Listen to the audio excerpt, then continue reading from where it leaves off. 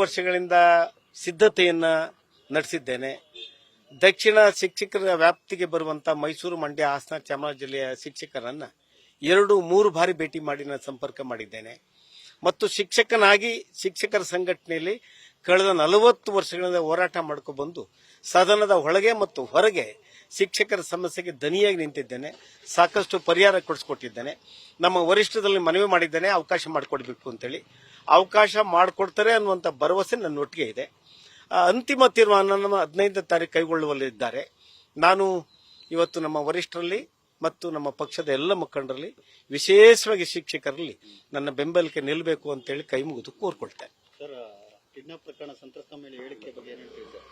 ಈಗ ವಿನಾಕಾರಣ ರೇವಣ್ಣವ್ರನ್ನ ಅರೆಸ್ಟ್ ಮಾಡಿದರೆ ಅಂತೇಳಿ ಸಾಬೀತಾಗ್ತಾ ಇದೆಯಲ್ಲ. ಸಂತ್ರಸ್ತ ಮಹಿಳೆಯೂ ಹೇಳಿಕೆ ಕೊಟ್ಟಿದ್ದಾಳೆ ಮತ್ತು ಅವ್ರ ಮಗಳ ಮನೆಯಿಂದ ಇದ್ದು ಮಗಳ ಮನೆಯಿಂದಲೇ ಅರೆಸ್ಟ್ ಮಾಡಿದ್ರು ಅನ್ನುವಂತ ಹೇಳಿಕೆಯನ್ನ ಅವ್ರ ಮಗಳು ಮತ್ತು ಅಳಿಯನ್ನು ಕೊಟ್ಟಿದ್ದಾರೆ ಅಂದಮೇಲೆ ಕಾರಣ ಇಲ್ಲದೆ ರಾಜಕೀಯ ಕಾರಣಕ್ಕಾಗಿ ಇವತ್ತು ರೇವಣ್ಣವ್ರನ್ನ ಜೈಲಿಗಟ್ಟಿದ್ದಾರೆ ಅನ್ನುವಂಥದ್ದು ಸಾಬೀತಾಗಿದೆ.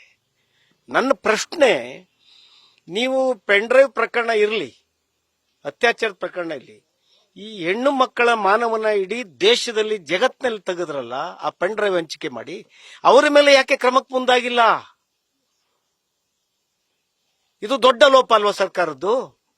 ಅವ್ರ ಮೊದಲು ಕ್ರಮಕ್ಕೆ ಮುಂದಾಗಬೇಕು. ಯಾಕೆಂದ್ರೆ ಅವರ ಇಡೀ ಹೆಣ್ಣು ಮಕ್ಕಳ ಮಾನ ಹರಾಜು ಮಾಡದಂತ ಕೆಲಸವನ್ನ ಆ ಪೆನ್ ಡ್ರೈವ್ಗಳು, ಆ ಪೆನ್ ಡ್ರೈವ್ ಹಂಚಿದಂತ ಪಿತೂರಿ ಮಾಡಿದೆ. ಅದರ ಮೇಲೆ ಕ್ರಮಕ್ಕೆ SIT ಮುಂದಾಗಬೇಕು, ಸರ್ಕಾರ ಮುಂದಾಗಬೇಕು. ಆಗ ಸರ್ಕಾರದ ನೈತಿಕತೆ ರುಜುವಾತಾಗ್ತದೆ.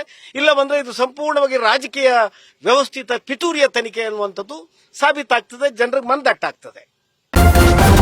ನ್ಯೂಸ್ ಫಸ್ಟ್, ನಿರ್ಭೀತಿಯಿಂದ ನಿಮ್ಮ ಪರವಾಗಿ.